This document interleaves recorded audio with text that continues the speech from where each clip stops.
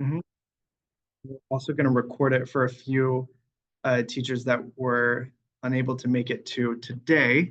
So I'm going to go ahead and share my screen, and please let me know if you have any questions along the way, if you can't see anything, or um, any of the above. Okay.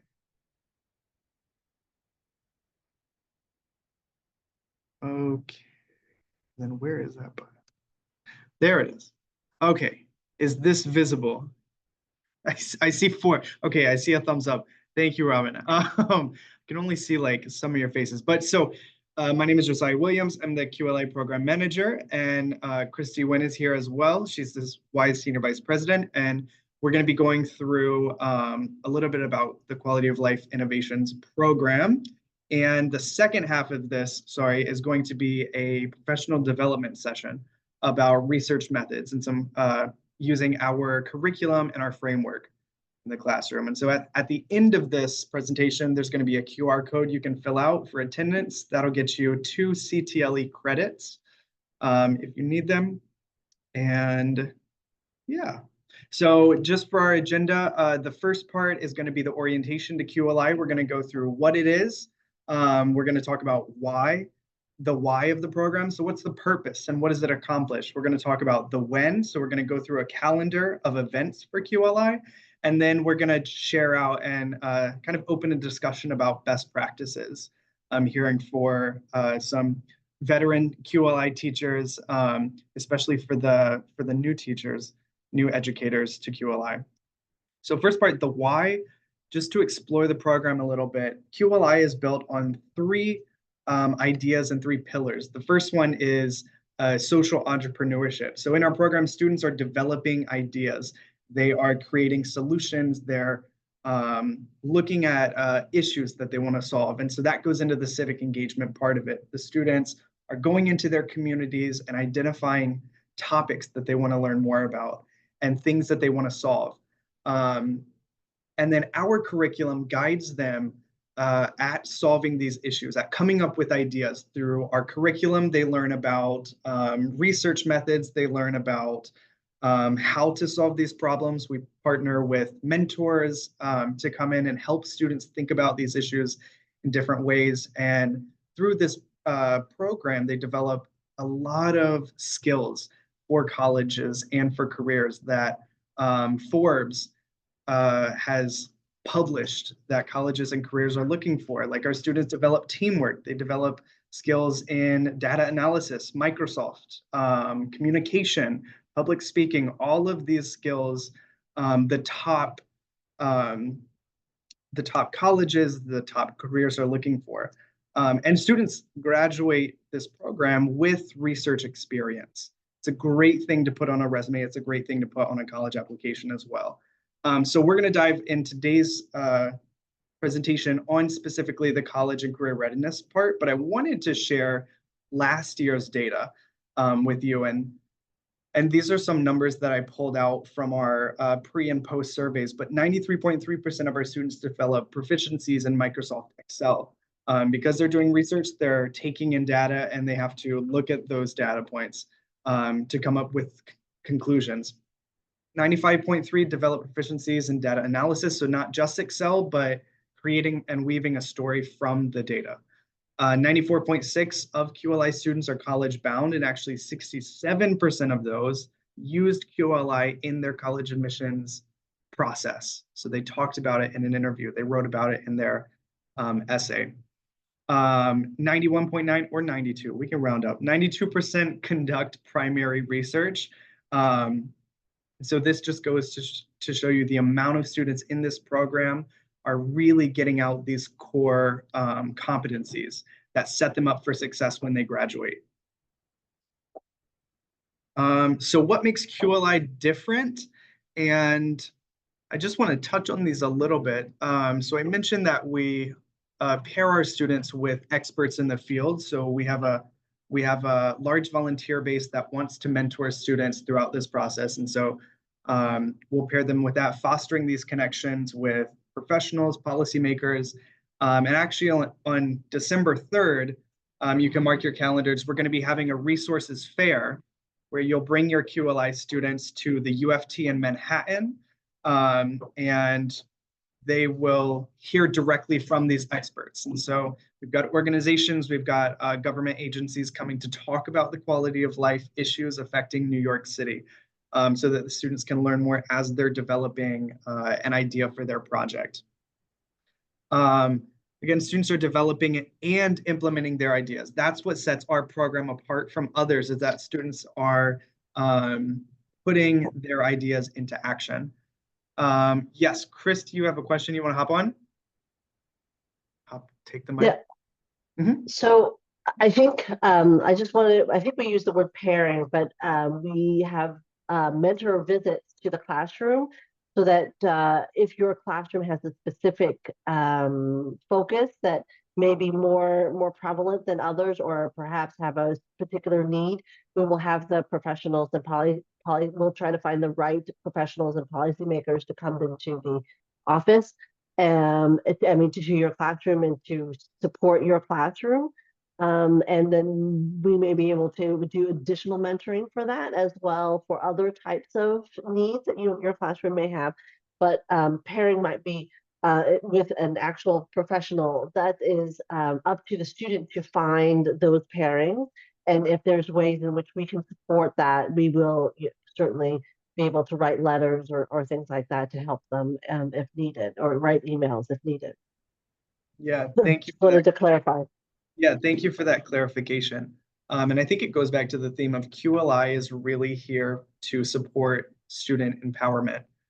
So empowering students to reach out to these experts, empowering students to make connections at our resources fair and to keep those connections, really sets them apart from their peers when they apply to colleges, and when they apply to the workforce or the military, wherever they're going.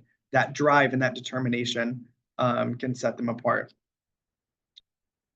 Now, the what. So now we'll transition to talk a little bit about the structure of the program and the project.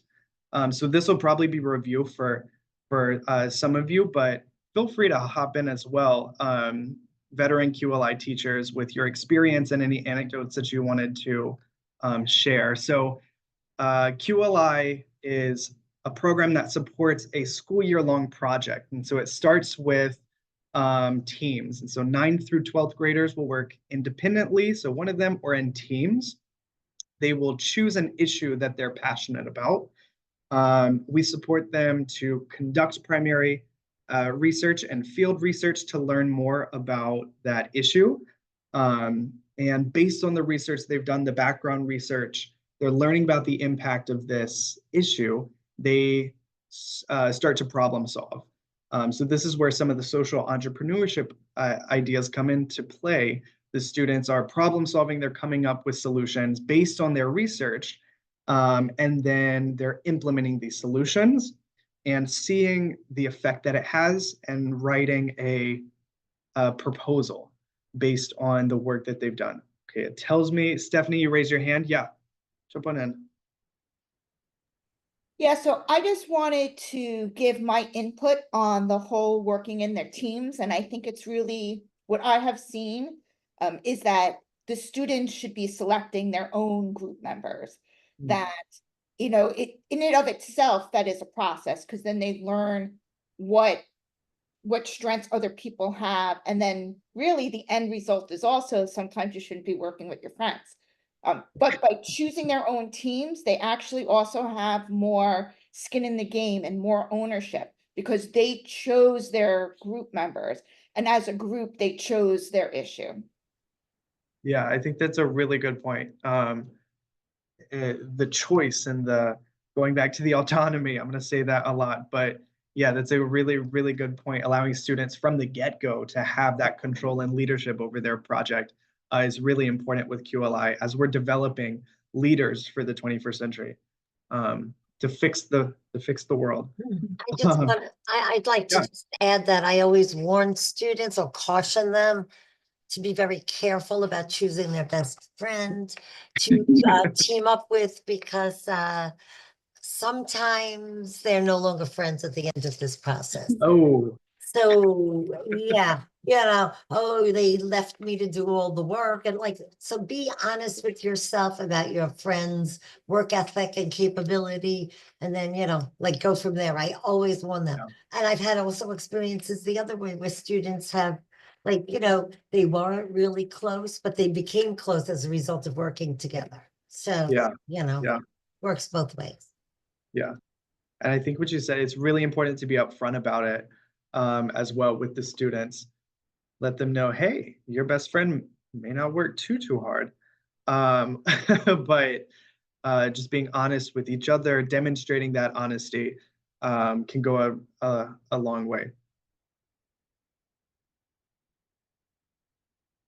Oh, I'm trying to.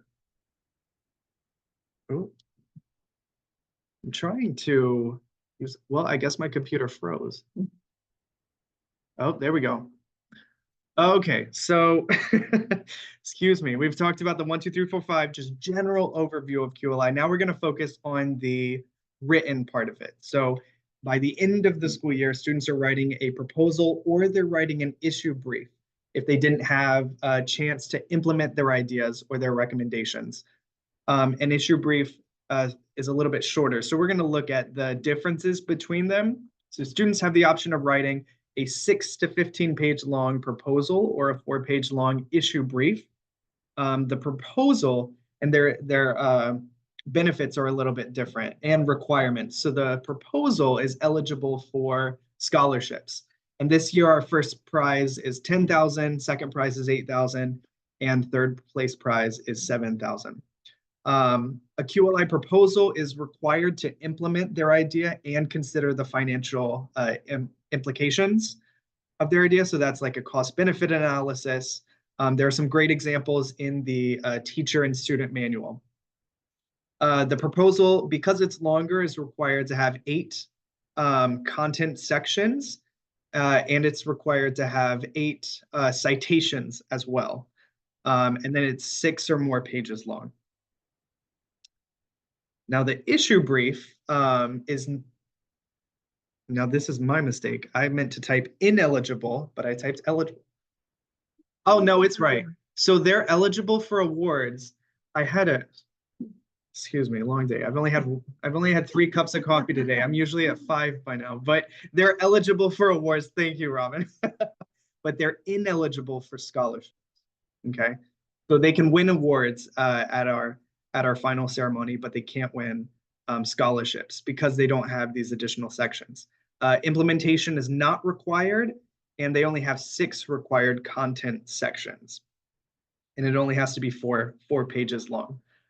So this is a good idea for maybe freshmen that are interested in doing this. Maybe they start with an issue brief one year, and then the next year go into develop that into a full proposal, or if maybe a student didn't have as much time, then they could do an issue brief because they wouldn't be able to implement their ideas. There's a lot of considerations, but both of them are great things because both of them, the students are developing the background research and they're studying a topic they're interested in and coming up with a deliverable. Both of them are great on a college application or a resume. Okay, so to dive a little bit more into the sections, I wanted to show the rubric. And in the teacher's guide, this is page 12 and 13. You'll get an in-depth look at the sections. And there's also a link in your guide to the teacher's guide as well as the rubric. But this is the first round rubric for a proposal, and the one for an issue brief looks almost identical, minus a couple sections. And so really, students are required to have a title page, table of contents, a summary page, background research, a research and analysis section, which is their research they've done, the recommendation section, an implementation section, financial implications, and a references and works cited. So it is a lot of work, and that's why it's sectioned out through the entire school year. But a proposal is required to have each of these 9 points. And as the supporters of your students, as the educators, it's really important to note that in the first round, if a proposal doesn't have even just one of these, they're not going to make it to the next round. So checking that your students have complete and full proposals, and you have access to these rubrics as well as registered on our website, but checking to make sure that they have all of these requirements is really important, because even if one is out, they will be ineligible to move to the next round of judging, which is unfortunate because students put in so much work, so much time and energy. And I would hate to see, because a student forgot financial implications, that their entire work gets scrapped. But it happens. And then kind of similarly, another requirement for a proposal, like I mentioned previously, but 8 different sources in their bibliography. One of those sources must be a primary source. And then for the issue brief, 8 becomes a 6. And are there any questions on the rubric? Here's the second part of it, but any questions on the rubric? Okay. And it's a great idea as you're helping and guiding students and as they're developing their curriculums, or I'm sorry, developing their proposals, to give them the rubric as well. Have them grade maybe each other's proposals, swap around the classroom, and just the check marks to see if the requirements are met. That's a great way, again, to give them autonomy, to give them a little bit of leadership as well. So now we'll talk about the when, and I'm going to pull up the calendar, and this is in the teacher's guide on page 7. And this calendar here just gives a brief overview of kind of the milestones that you want to hit by each of these points. The one in the teacher's guide has a little bit more specific dates as well, but October, November, you really want students to form these groups and begin thinking about quality of life issues that are affecting their community, right? And maybe they can start conducting background research once they have that solidified idea. November and December, this is a great time to start drafting the background research section, contacting experts with the support of WISE that can help them in drafting their background research. December and and again to mention, we'll have our resources fair in December on December 3rd from 9 a.m. to 2 p.m. This is a school field trip day. I'll be sending out more information to come, but mark your calendars. And then December to January, this is when students start developing a research plan. So they've got the background research. Now they're thinking about how they're going to add to that, or thinking about what they're going to study specifically about their topic. And then January to February, now we're in the conducting research phase. So they're collecting data, they're analyzing data, summarizing the findings. And then February through March, still in the conducting phase, but they've gathered the data. Now they're analyzing the data, forming conclusions, building a narrative based on their data about their topic. And then March and April, it's really crunch time for finalizing their written proposal, because April 21st at 5 p.m., that's when proposals and issue briefs are due. Monday, April 21st at 5 p.m. And this is also in the calendar that you all will be provided. And it's in the guide for today's PD. There's a link there. Christy, yes.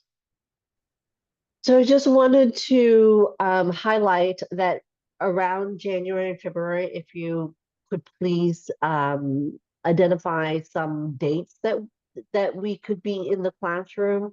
to bring mentors in into the classroom and perhaps identify the subject matter that you would want the mentors to come in with. It's, you know, we don't want to wait um, until March, basically, until, you know, for us to try to find someone for you. So we want to have as advanced notice as possible so that we can identify the right folks to come into the classroom. And of course, they're working. So we some of your schools are pretty far. So they usually would take the day off in order to come to the school. So that's part of the reason why we'd love to get a date or two from you in January, February for the February, March coming into the classroom. Yeah, absolutely. And the sooner that we can get these dates, the sooner we can confirm with the experts to get everything straight. And I'm also going to I'll be sending out more information throughout the school year, but I'm going to be making site visits to all of the participating schools throughout the year just to check in, to meet the students, to get to know you all educators as well, and to provide support where necessary. So I'll be reaching out for dates and times for that as well, going forward. Okay, now it doesn't want to change. Here we go. Okay, so now we've finished the general overview and the orientation for QLI, and I kind of wanted to start, and I'm going to stop sharing my screen so we're back all together. But I wanted to start just a conversation with the more veteran QLI educators and the more junior QLI educators about best practices. And Ms. Fox, if you wanted to start, just share a little bit about your experience with QLI. What are some of the benefits that you've seen your students getting, and what's some advice that you would have for newer educators? Yeah. So what's really terrific about this project as a whole is that it is based on real world experiences. This isn't theory. This is all about practice. And so this goes back to doing their primary research, uh, conducting, like creating survey questions or interview questions that actually goes and helps them later on in college and a career. I mean, I was telling Josiah the other day that a student of mine just emailed and said that they had a very similar project. I mean, I've had a couple of other students who's in college. I've had a couple of other students who also tell me that they have a project similar to QLI, but they only have 1 month to do it in.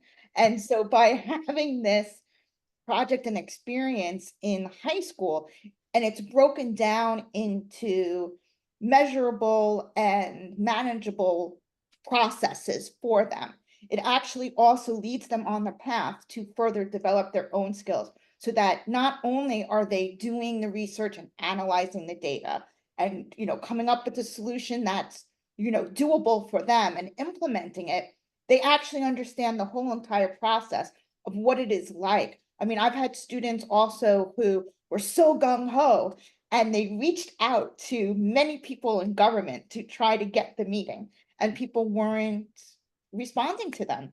And, you know, it's a hard conversation, but I tell them that's real life. That's what happens. And so with that, you have to face those dilemmas. Well, what can you do in those obstacles? What can you do to get around those obstacles? Is there other way for you to do that?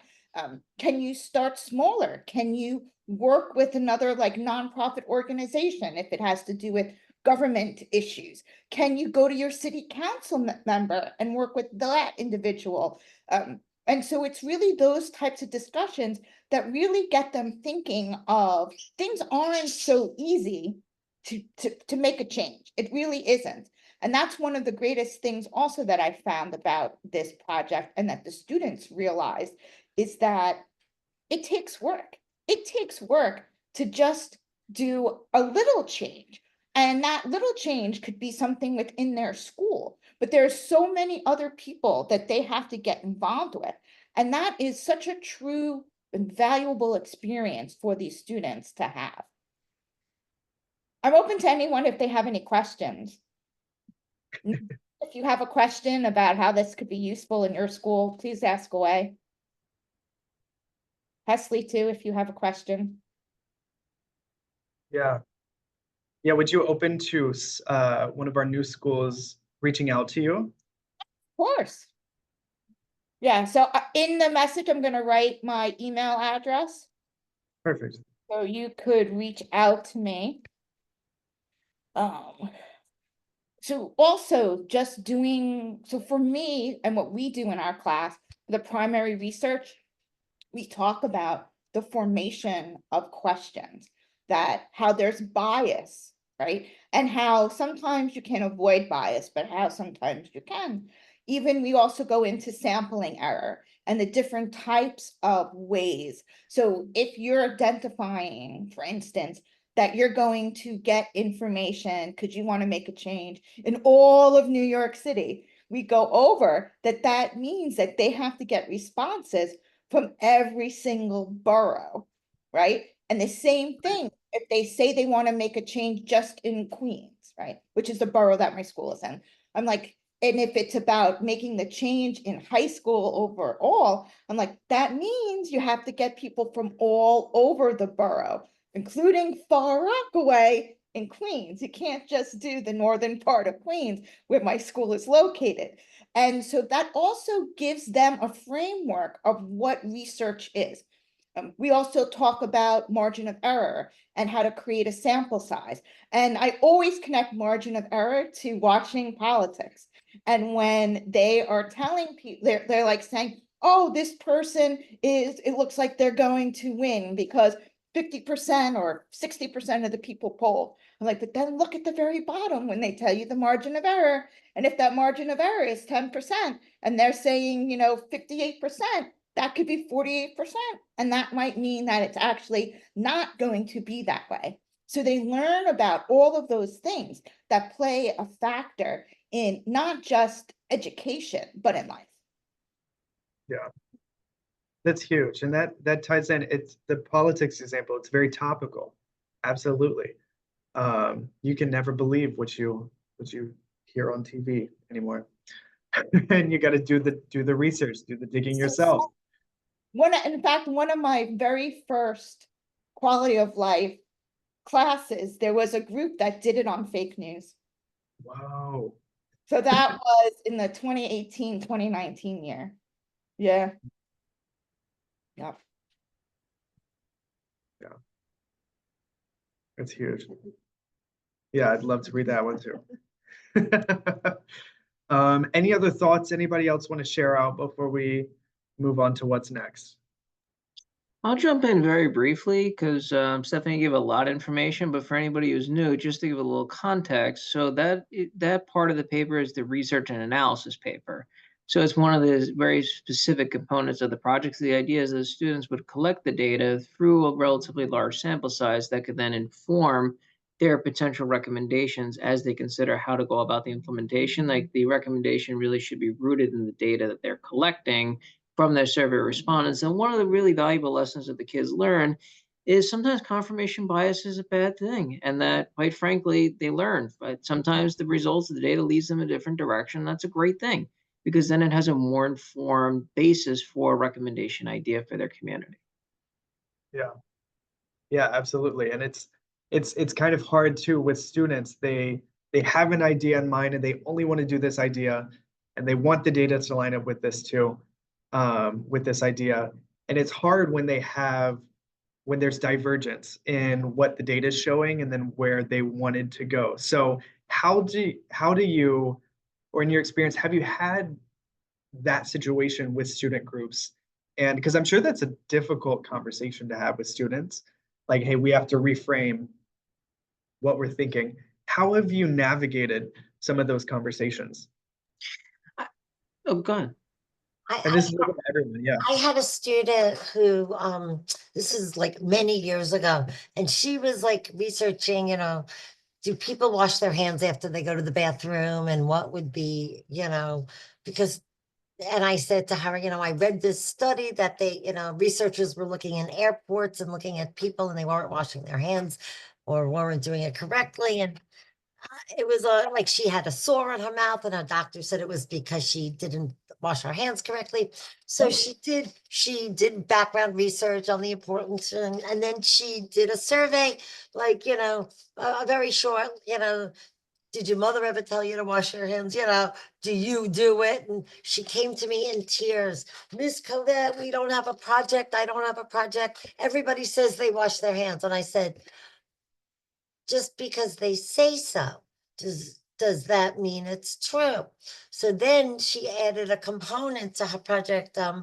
We had two girls sitting in the girls' bathroom, braiding each other's hair with an observation chart, seeing how people, we got permission for the administration to see, how people were washing their hands. And we had two boys like playing cards in the boys' bathroom, helping her out, doing this.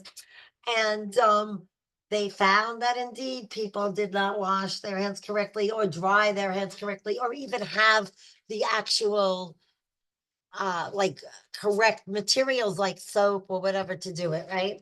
So and she ended up writing to, like, this is before everybody had hand sanitizer. She wrote to Purell and they sent like a load of hand sanitizer to our school. And she won like one of the final prizes. But like it was really great because like she's like, oh, my research is not like, like supporting my hypothesis. And I'm like, well, do you think that's true or do you need to do more? And she's like, well, what if we watch them? I'm like, oh, what a good idea. Like, and then because we looked at some other studies that did the observation. So she was able to use that as a way to like then find out that indeed, while people say what they know better, they don't do it. So it was a very interesting lesson on like, how to kind of wrap your research around like, well, this is what happened, this is what I found, let me prove it or not,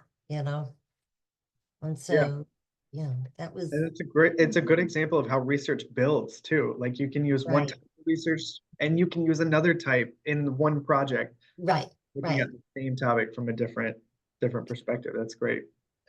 Wanted to also ask our teachers to share how the two students, how this project changes their students, from September, October, when they start the project to, January, February, and then, by April, are they different?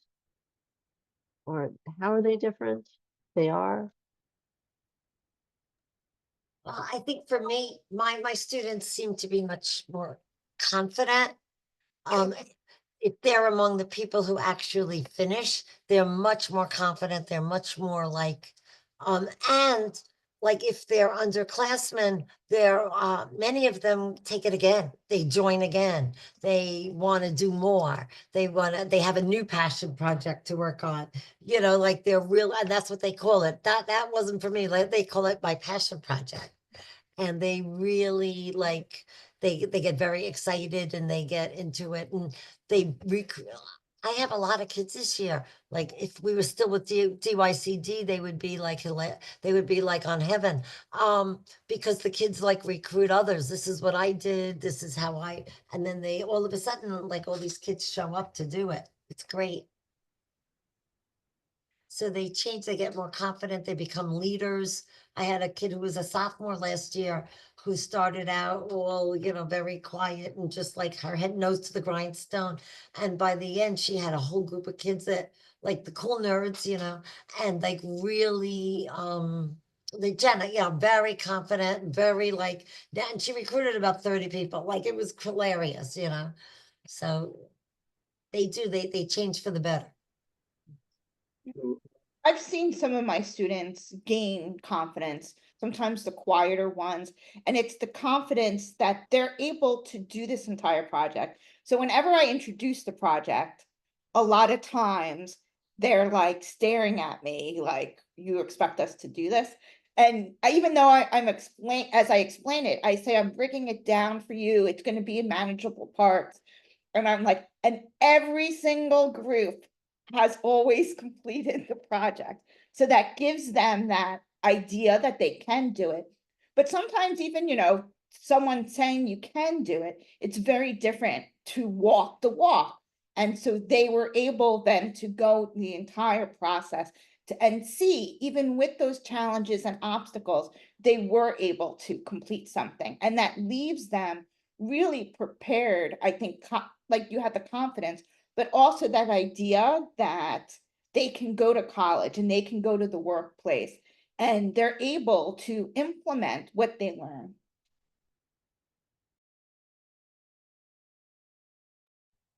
That's good. That's good. And I think, Mr. Blaze, you wanted to say something? Okay. Um, We're, we're trying to figure out the microphone situation because my computer does not have a great one at this moment. We can hear you okay, but it's just you can. Mr. Blaze that we can't hear when he speaks. So you might just want to just share it with your mic with Mr. Blaze. Okay. Any last thoughts? Any last thoughts? I will say one thing. Last year I had a group who had this idea, very CTE-ish, that career and technical education, that students were really in some ways programmed that they have to go to college, and that there are individuals who really technical schools provide a great financial stability in life, and that should also be promoted in schools. And when they went to administration, the administration was not supportive of what they wanted to do. It was a very hard conversation. When they came back from the meeting with the principal, that was a very they were really very angry and upset, but they got so motivated that they really got they got very motivated that, even though they're graduating, they're contacting me that they're still pursuing this. And they're really looking at promoting technical schools, um, and that idea of that to different high schools. Yeah. So sometimes that negative response that they get actually puts that fire under them. Yeah. That's good.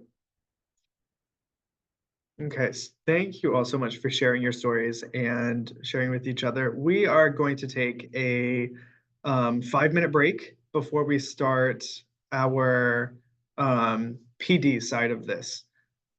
So we will come back together at 3:58, and then we will go into research methods.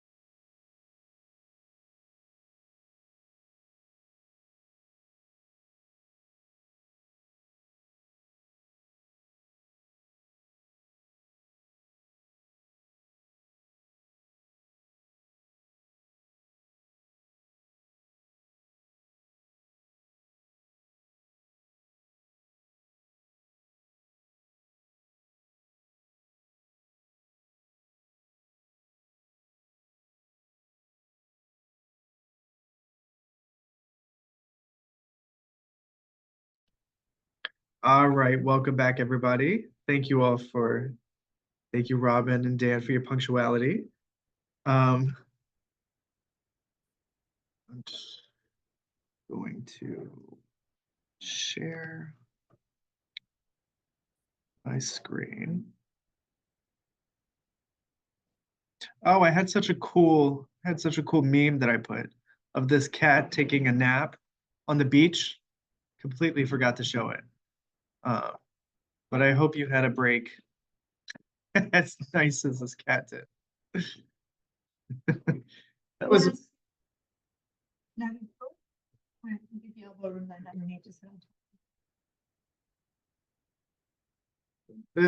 That was my favorite thing when I was a teacher, is putting memes into all of the presentations, just for the most random things. It gave me my daily joy. Okay. Okay, so into our agenda for part two. And so part two is our professional development side of this. We're going to be talking about the QLI framework and the WISE framework, as well as some strategies for teaching research methods in the classroom. And for those of you that have done this, been doing this, please feel free to jump in as often as you would like to share strategies that you use, because the more the merrier. And again, that's what this is. We're connecting with each other to share ideas, share resources, and help our students succeed. So our agenda, we're going to talk about the getting started part of the project, so the resources and some considerations. Then we'll go into the background research. So how do we help students address quality of life issues? And then we'll talk about 4 different types of primary research and techniques for implementing that in the classroom. So for getting started with this program, WISE offers a bunch of resources. These are the primary ones. So we offer teacher and student manuals that guide students through the project. Through our framework, we offer a curriculum that has over 60 plus lesson plans that you can use. And then we also have a primary research guide. All of these have been updated and are stamped 2024. So we've updated the formatting of all of the research and student manuals that you'll see as you go through them. I try to make them more engaging, more inviting, put in some more examples of past projects as well. So let's get into it. So first, with considerations with research, I think Christy is going to hop on and talk about the approval for the process, and then important considerations with citations. Okay, so the Excuse me. IRB process. So our students are going to do things on mental health and sex ed and do lots of interesting work, and that may require an IRB approval. And so it is up to the teacher and the administration to make sure that they receive the the approval necessary. And there are, and in the guide, there is a section in the guide that talks about that and gives you the link to the DOE website with all of the stipulations on that. So we do, they can add that approval in the appendix if they are doing a survey that is going to be human, that have human subjects that are sensitive and triggering. And of course, all research has to have consent. We do have all of that information available in our guide. And consent is key. I think that it really depends on, so there is of course observational research that doesn't require consent, but if you have surveys and information and that type of questionnaire or the deeper research methods, then you will need to have consent and a clear description of the research that you're doing, or the students will have a clear description of the research that they are doing. So that's really important. It's so the process of that is that they are able to be clearly be able to communicate to you that process as well.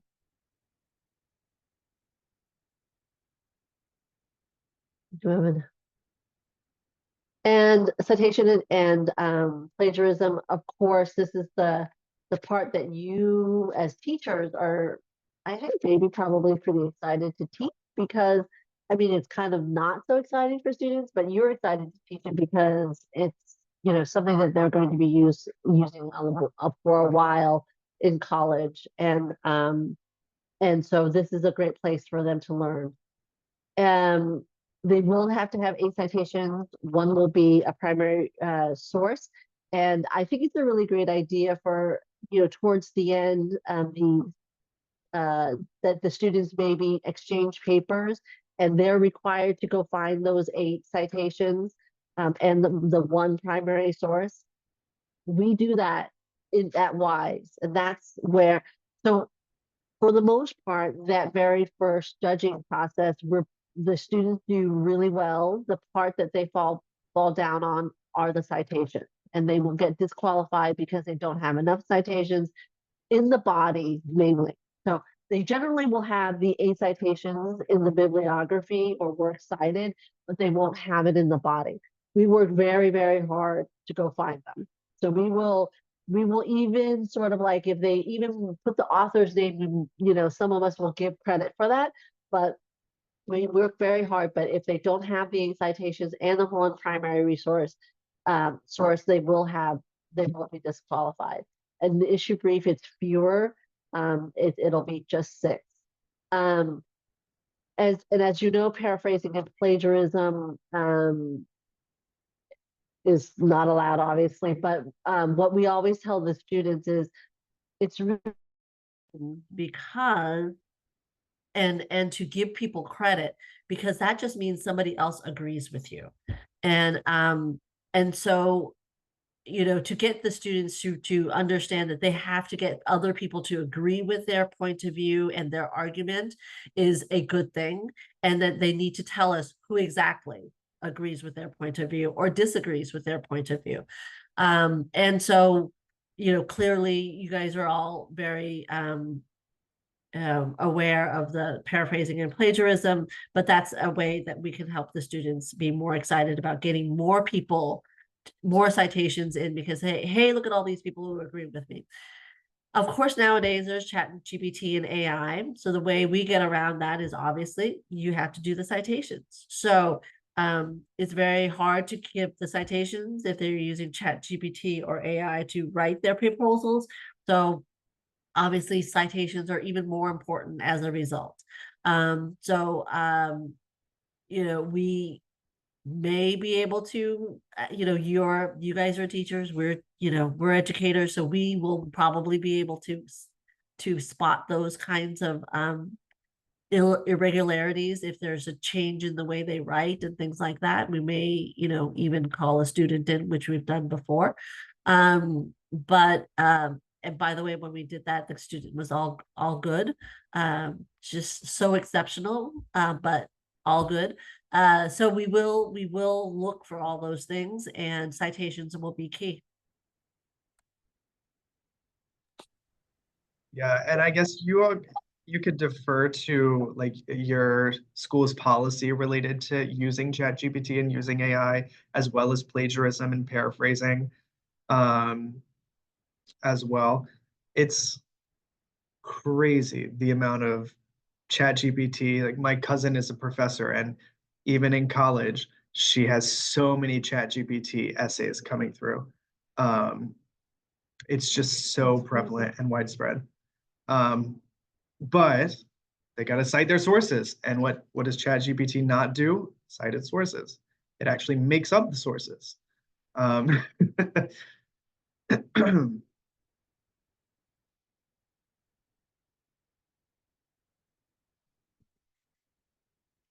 Anita, do you want to elaborate?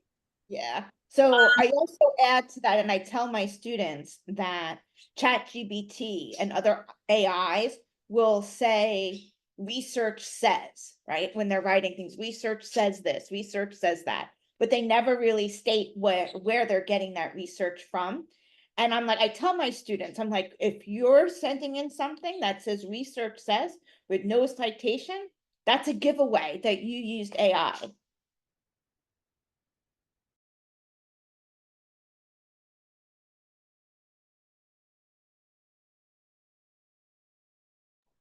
Ah, there's the unmute. No, you're absolutely right. It's a dead giveaway. A dead giveaway. Um, Crazy. And I'm seeing a lot of conversations in the chat too that are really great. Like back to basics, having kids hand write paragraphs in draft mode. I love that. So, I'm sorry if it's okay if I Yeah. just chime in. One thing that I actually do to kind of test the waters in the beginning of the school year is I give them a really simple assignment that they have to get all of the answers from a 4-minute video. It's called the Short History of American Sign Language. And so I set it up where almost everyone's answers should look almost identical. And then I have a few students who will fill out every single question with like these paragraphs. And I'm like, the video did not even give you this much information, to create 3 or 4 sentences or 5 sentences based on this one question. So I kind of do it in a strategic way so I can kind of catch that in the beginning of the year and let them know that is not the expectation is never chat GPT. And it's sometimes it's okay to find sources, like where they got their sources from, but you have to be able to corroborate what chat GPT is saying, and I will never accept it as like an actual like source. And my wife is actually a professor and teaches a lot of freshmen as well. And I know like the draft mode and breaking down the paragraphs and stuff. Believe it or not, a lot of her sociology 101 students say that they never learned in school how to write paragraphs. And that like tickled me so much. And I'm like, I think I've taught how to write intro, body, and conclusion almost every year. So I think it's interesting that that's kind of the rhetoric kind of being put out there. So I just wanted to add one more thing is actually we're not against the students using ChatGPT or AI, so they can use it if they decide to use it and they said, what are the issues in Brooklyn? What are the most popular issues, quality of life issues in Brooklyn? That's fine if they wanted to do that. Or what do teens care about? So it's great for an idea generator and things like that, but it really can't go into their paper as a source or a citation or things like that. So that's the main difference. We know the kids will be using it, but we do want to draw the line on real research and just ideas basically from ChatGPT.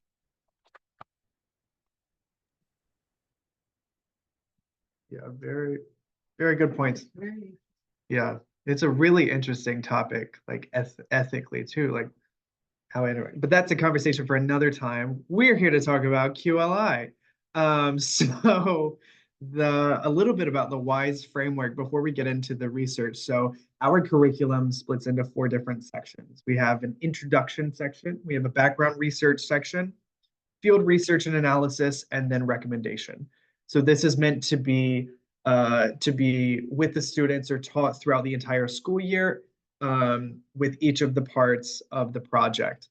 And we're going to go into the background research section and talk about kind of forming a hypothesis. And so this is, I think, one of the biggest hurdles for students is really identifying what is that topic, what is that issue. Of course, they have so many ideas, but narrowing it down, honing it into a very precise, measurable hypothesis. I think that's the key word, measurable. What are the variables? How are they going to test this? How are they going to develop recommendations? That's one of the hardest, or not hardest, but more difficult pieces of this project. And we have a lesson plan in our background research section called 4 weeks of focus questions. And I wanted to just go through them and kind of reflect on the different aspects that they cover. And this kind of goes into the social entrepreneurship piece of this program is that students are thinking from multiple different perspectives, addressing their topic from all of these different things. So week one, the students are asking, what is the relevance of this issue? Week two, they're asking, what is the background of this issue? So this is, let's go into history, or let's go into these sources. Let's find sources. Let's go to the library and study this issue, see what's been written about it already. Week three, who are the players? So who is also interested in this issue? What have they done? Week four, what has been done? And that really leads students, really tees it up for them to then ask the question, what can I do? Right? So now they've got the relevance, they've got the background information, they know who's also working on this issue. Maybe they're in communication with other organizations that are concerned with this topic.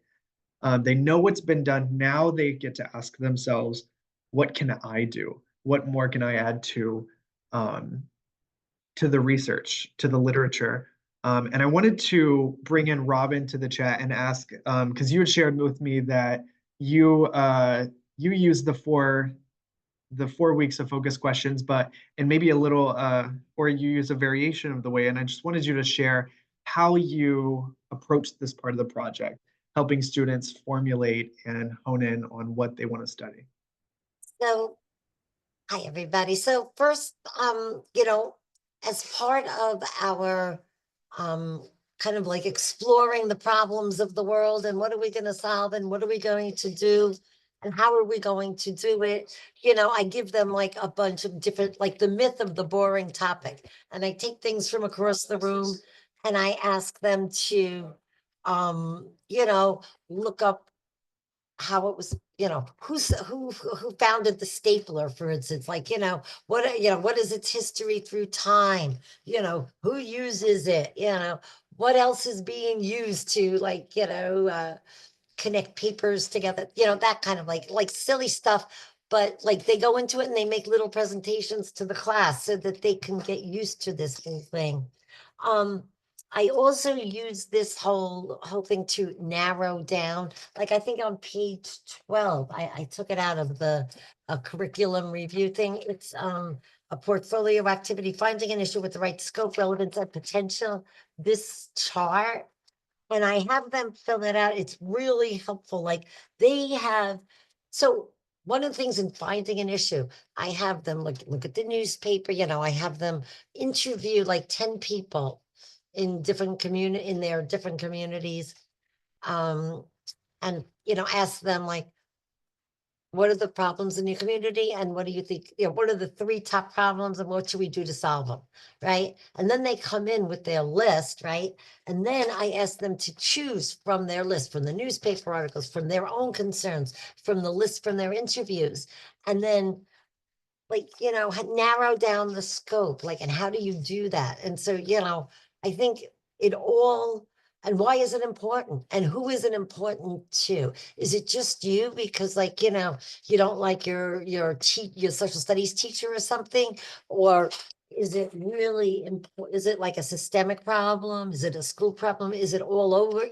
This kind of thing.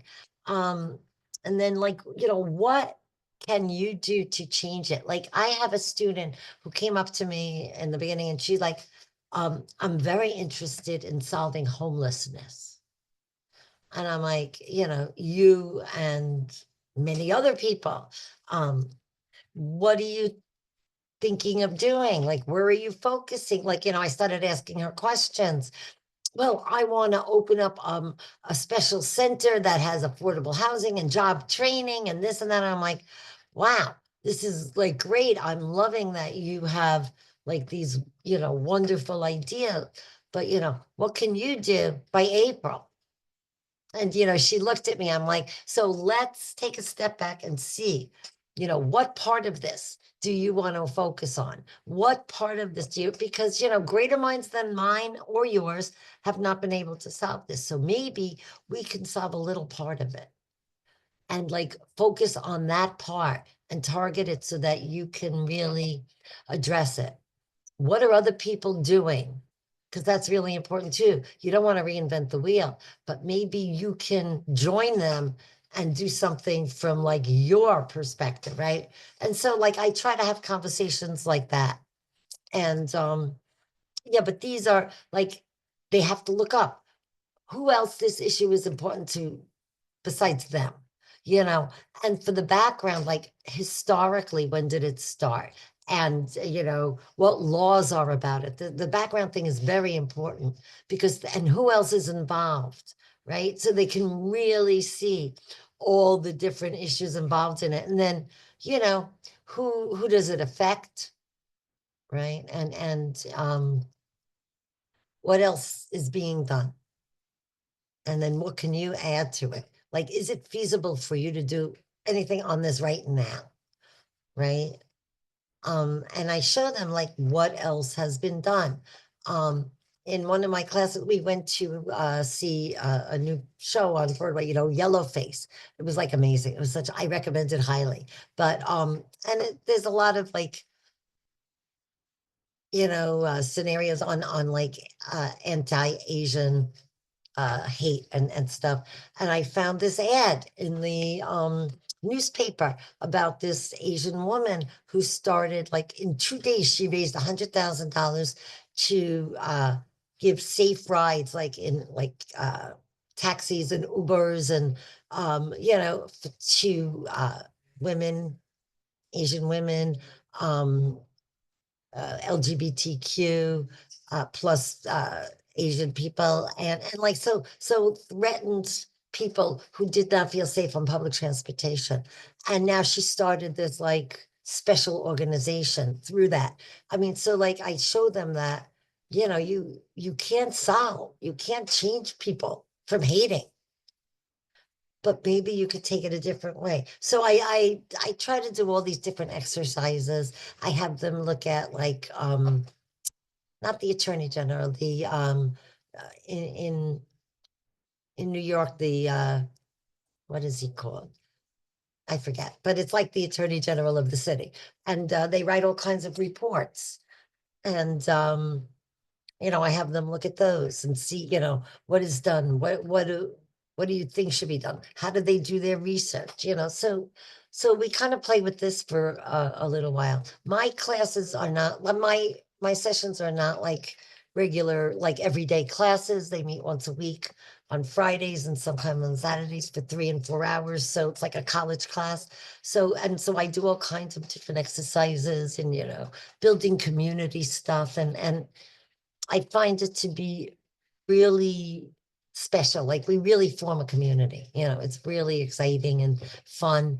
And the kids are always adding to each other. So it's, you know, it's not like me against you and I'm going to win the scholarship and, you know, I'm going to step on your stuff. It's all about helping each other. So I don't know if this really targeted your question, but I just gave examples of what I do to kind of get going. Yeah, no, that was really good, really thorough. And I just wanted to echo the last point you made. It's not, we're not cutthroat here. We're not fighting it. This is not the Hunger Games. We're we're trying to help our students solve issues. And the more issues that we can solve, the better. Um, that's absolutely what it is. Thank you, Robin, for sharing. And you had some incredible examples of how you've helped students to really think about their topics in different ways and consider what they can do.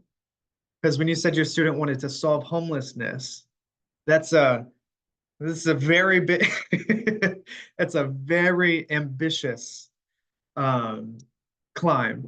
But it's really about like sculpting their ideas and really nailing down to that central point. And that's what this lesson plan here, background research for, and also the one that Robin mentioned on page 12, all of these are really about helping them form that hypothesis, helping them form that plan of action, right? Okay. So now we're going to go into the field research and analysis section, and we're going to talk about 4 different types of primary research. The first one, observational research. Second, data analysis. 3, focus groups and surveying. And then 4, interviewing. And we're going to talk about the resources that WISE provides for each of these types of primary research. And for this first one, we're actually going to walk through the lesson plan and kind of see what it would be like for students going through it, because I love this lesson plan. And I wish you all were here in office with us, because I was just going to send you out and have you observe the smiles of everybody working. They have no idea. So it would be really interesting social experiment. But we switched things up because virtually, but so with observational research, this is when you're in the field observing subjects, okay? And so it was talked about previously, students observing their peers in the bathroom. So maybe you'll have to get approval from your administrator with this, or from the teachers if you're observing a classroom, but observational research is all about being in the wild and seeing what's going on. And so with our curriculum that we provide, we have a number of lesson plans on observational research. The one I picked out is observing smiles, and they all kind of go through the same process to help students with research, with operationalizing identifying variables, operationalizing them. So how are we going to test them and what do they mean? And then actually going through the research.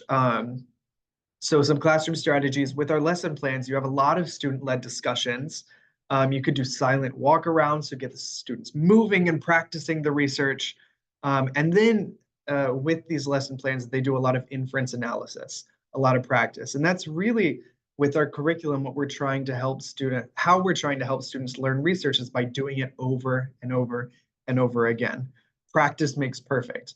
Because as a researcher myself, like the only reliable thing in research is that your research is going to fail, or that it's not going to turn out the way you think it's going to go. So practice makes perfect. Understanding the process is the most important thing.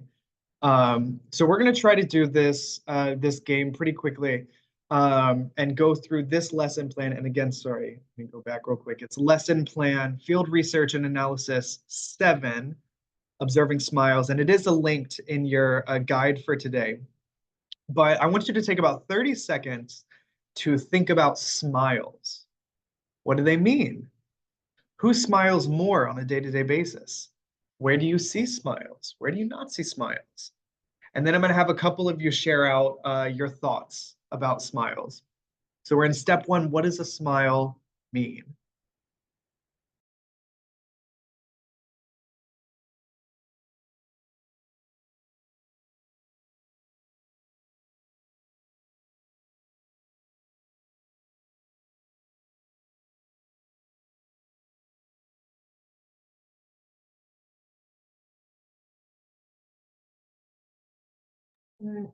Okay, and that's about 30 seconds, maybe more, maybe less.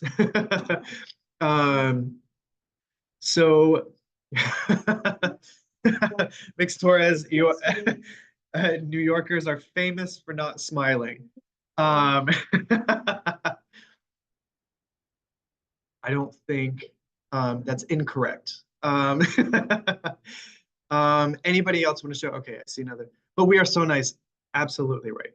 Absolutely right. You think it's a generational divide? That's interesting. So do you think younger folks are smiling more or older folks are smiling more? I think, like, especially when they take pictures, I think it's like stylish not to smile for the younger kids. And, you know, the older kids are like, say cheese, you know, that's how we grew up, like smile, say cheese for a picture. So I think that's, yeah. Now, here's a good question. How do we define smile? Because kids have different perceptions of what it is. This is a very interesting question. And this gets me to step 3, which is reliability of data connection. And I'm going to go back to step 2, but how do we define a smile? And this is a great point for your students if you're walking them through this lesson plan. Give examples of what we mean when we mean smile. This is great for observational research because You can observe anything, but the data you're looking for you have to be really specific about that data. So we could say, if you're smiling with teeth, does that count? So if you're smiling without teeth, does that not count? Are teeth an integral part of a smile? Or like some of these questions are uh, things that you need to have when going through this lesson plan, and just for the reliability of the data, what do we mean when we mean a smile? Smiles can constitute a shade. Mm-hmm. That's right. That's right. So really, what are we getting at? These are great points, and these are great points that you should definitely be walking your students through as well as they're doing observational research. So the step 2 that I skipped over is just creating a chart. So how are we going to keep our data? An observational chart. You need to catalog it in an orderly way so we don't lose it. But I just have this here as an example: number of people observed, number of smiles observed, number of frowns observed, and then neutral faces observed.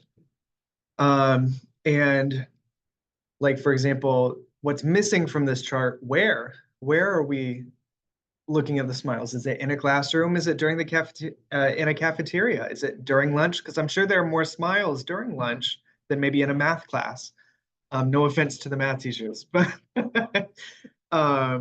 so these are very important things to put in that chart to make sure that you have that you're able to conclude as best as possible narratives from the data. What constitute as and as not a smile? So we all have, I think for time's sake, time's sake, I'm just going to skip over the video, but it was a 2-minute video of stock footage from New York City in the 90s. So I think you could conclude how many smiles you would have seen in New York City in the 90s. Right. But once you have that data and you've collected the data, you've got it in the chart and everything, now you're walking your students in step 4 through the results and discussion. All right, so for example, I'm just going to go back to the chart. For example, let's say we had 50 people observed. We saw 35 frowns. We saw 10 smiles, and we saw 5 neutral faces. Okay, so what could we conclude about this data? Well, what else do you need to know? What time of day is it? Is it middle of the workday? Maybe people are on lunch break. Maybe they're happier because they're outside of the office. It's a beautiful day. What time of the year is it? It's spring. It's not winter. So things like this, walking your students through that conversation is really important to get them to start thinking about the data in a narrative form, I like to say. So what can we understand from the numbers that we have? If you go into a math class of 24 students, 4 of them are smiling and the other 20 are frowning or have a neutral face. What do you think that means? It is winter. So these are some, excuse me, I'm pressing too many buttons. But these are the 4 steps. And like I said, we have a couple lesson plans doing this observational research to really help students get a sense of the process. Because if they understand the process, then they'll feel more autonomy to create their own research plan, maybe using observational research. Does anyone real quickly want to share about your experience teaching this lesson or helping students with observational research?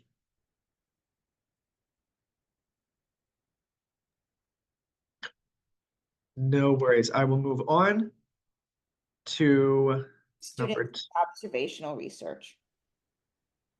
They ended up all doing surveys or interviews. Okay. Oh, interesting. I do like survey research, and we'll talk about that We'll talk about that in, it's like number 3. But yeah, survey research is really, really big and really important too. There are a lot of considerations there, but I'm getting ahead of myself. So the second one, data analytics or analysis. So this type of research is taking raw data sources as your data and then drawing conclusions based on that.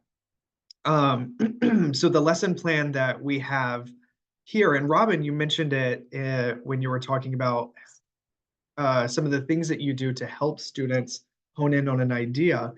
Our lesson plan is called Analyzing News Media Content.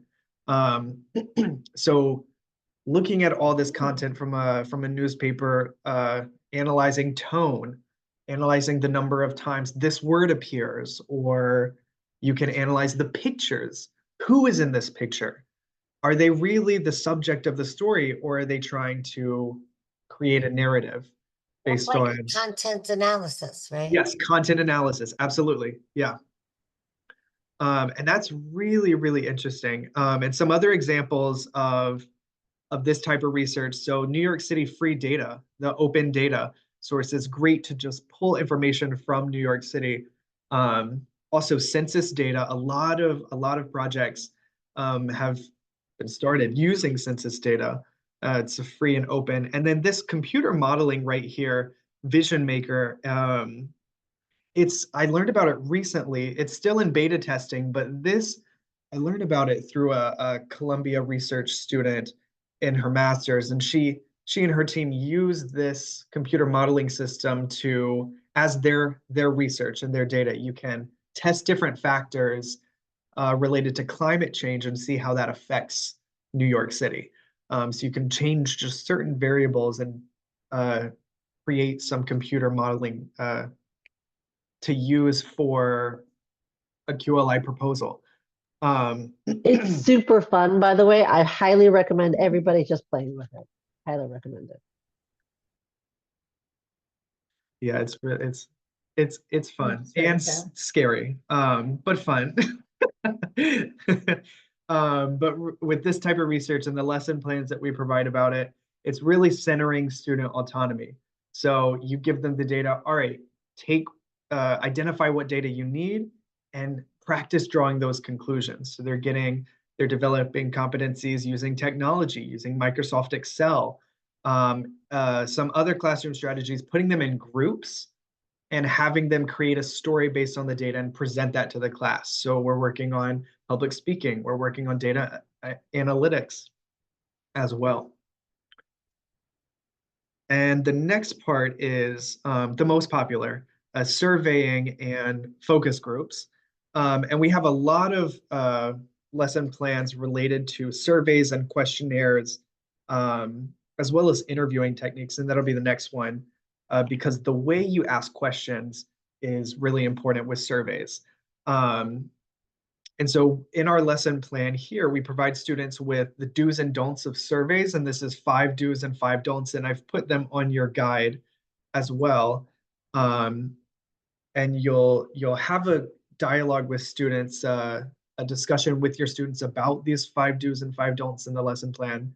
And then you'll look at different examples of surveys that are intentionally terrible, but you'll have the students identify why they're terrible.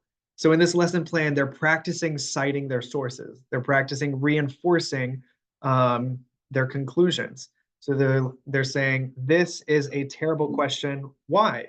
Because it assumes the answer, or because it does this and this. So they're practicing a lot of that public speaking and just reinforcing their claim. And I wanted to do this activity. Let me just check the clock. Yeah, we have time. Take about 3 minutes to read over this survey and using the 5 do's and don'ts on your guide. Are they on the guide? Confirmation. They should be. If not, I think some of these are pretty obvious why it's bad. Why it's a badly written question. But take about 3 minutes and read through this survey, and I want you all to identify what is not right. here, and then it will share out. A couple of us will share out.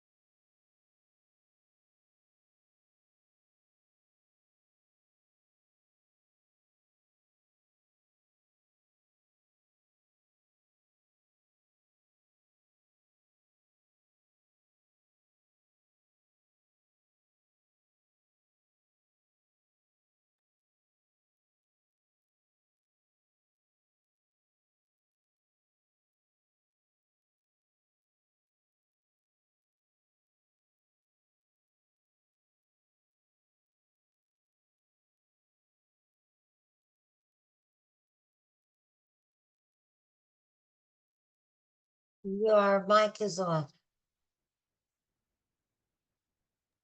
Oh, thank you. Thank you. I'll start over. Okay, does anybody, I'm not gonna read through them one by one because we did that and we can do that. Does anybody feel strongly about certain questions? And would you like to share why it's not a great question? Yes. There were a bunch of compound questions. The first one, um, you know, the third one, you know, Mm. there's kind of a bias in the questions as far as like, don't you agree with me? Because I think it's wasteful spending or dangerous drugs. So you're, you know, the meat is too salty, vegetables are overcooked, right? And then the number 9, what is your height? You know, We could say what you relevant. may think of as average, you know, Right. I may think of as tall, right? Because I'm short, right? So, and then are you against drug abuse? It's very, they're very, they're too broad. They're, yeah, double barrel. That's a good, yeah, no good.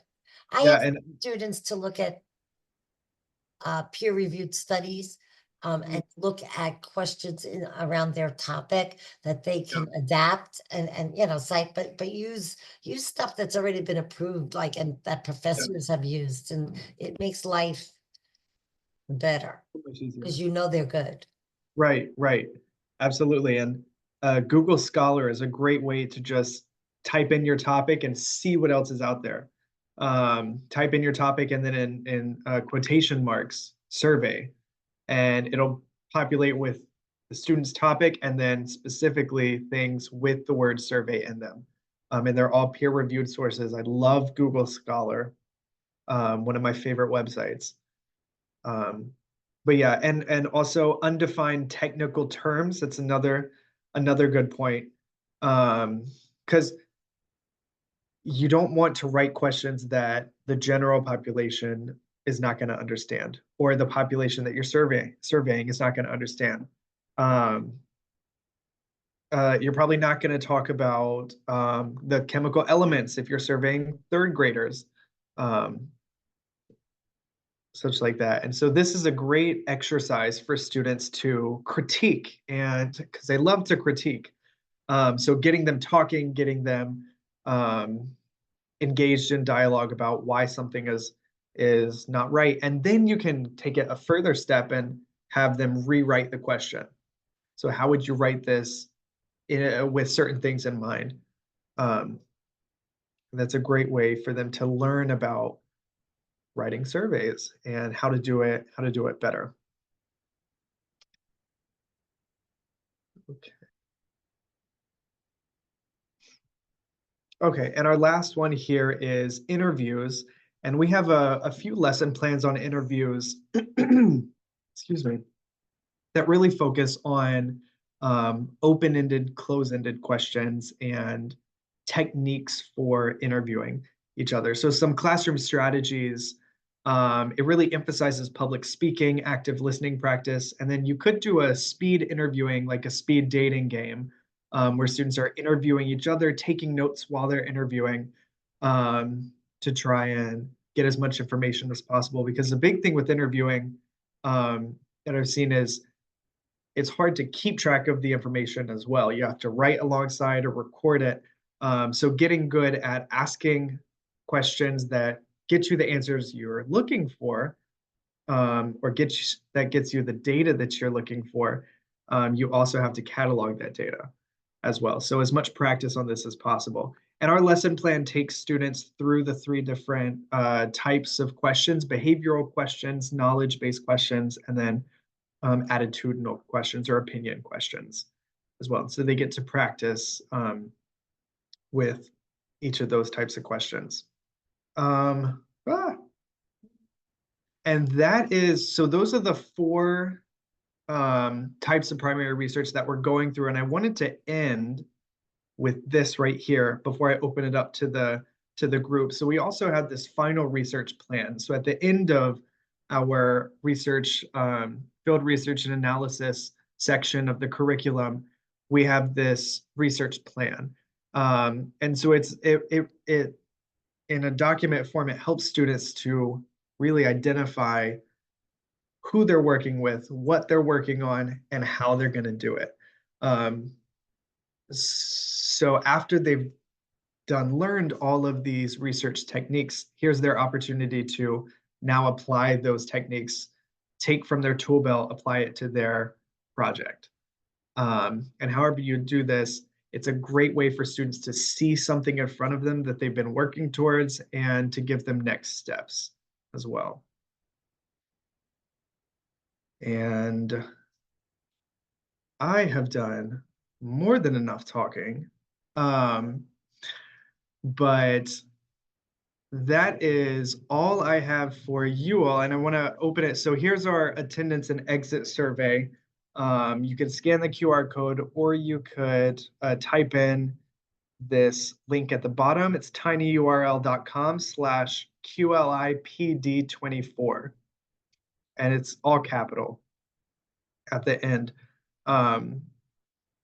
But thank you all for being here. Thank you all for sharing. And I want to give you another opportunity now to share out some more your experience with teaching research methods, some things you found that work really well for your students, or some things that maybe didn't work as well for your students.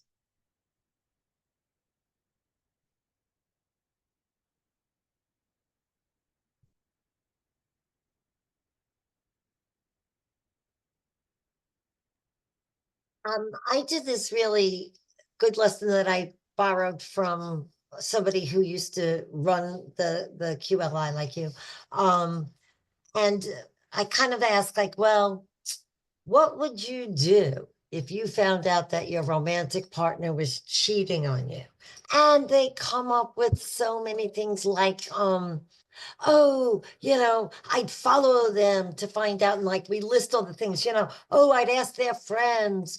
Oh, I would go through their phone. Oh, and then, I put like lists of all, the different kinds of research methods, and we match them chew, like, well, if you're gonna follow them, what would that be like in research, maybe, or do an experiment, like, oh, I would put my friend up to like flirt with them, right?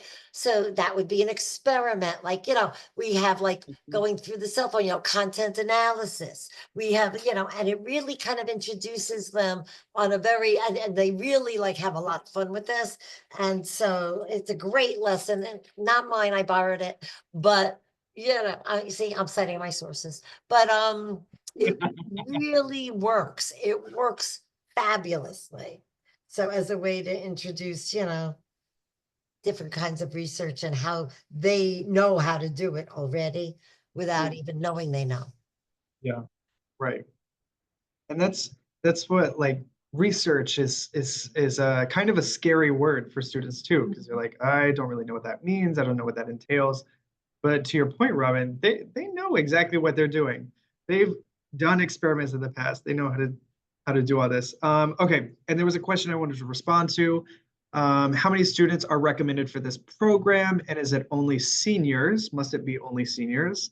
No, it mustn't be only senior, or it doesn't have to be only seniors. It can be freshmen, sophomore, juniors, or seniors. They can all participate in this program. And there's not a set number of students.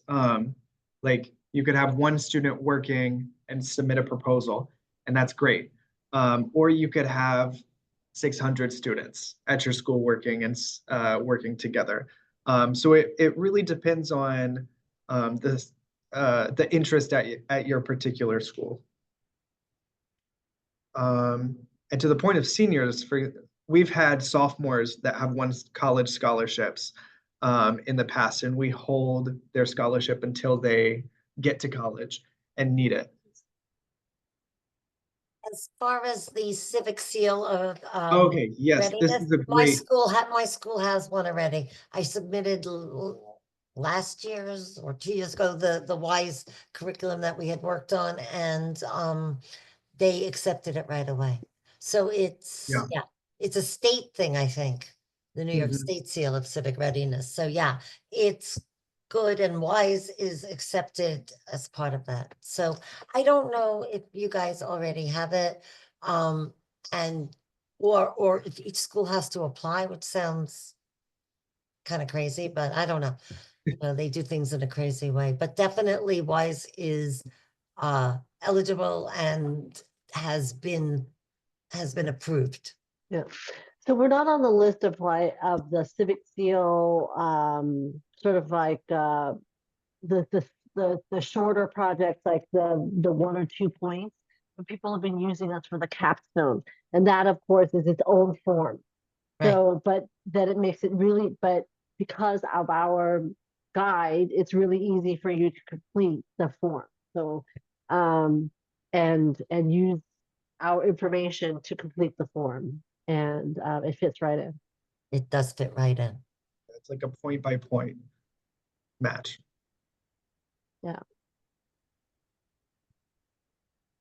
I'm willing to talk to people also as a teacher who's done this a long time. I'll also, like Stephanie, I'll offer my,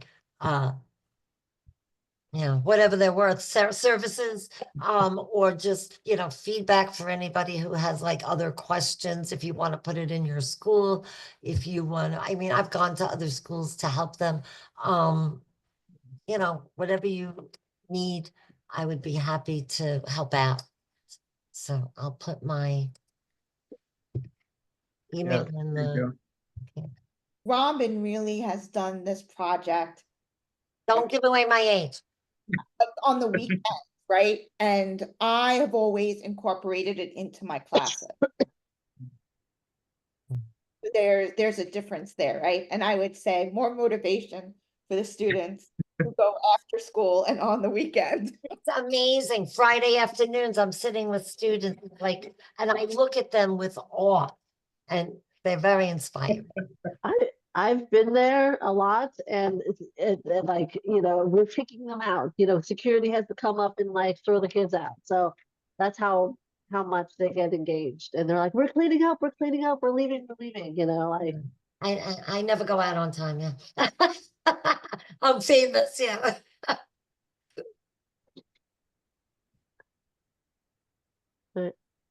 I think that's everything. Thank you, everybody. It's just it's a pleasure to meet you, Josiah. Thank you so Well, much. you as well. Yeah. And like I said, I'm going to be doing site visits, so I'll get to see you all in person and get to meet your students and hear about the projects. Looking forward to it. Absolutely working with you all this year. Excited. Have a good night, everyone. Bye, Thanks, everybody. everyone. Thank you. Christy, good feel night. better. Thank you. Thank you.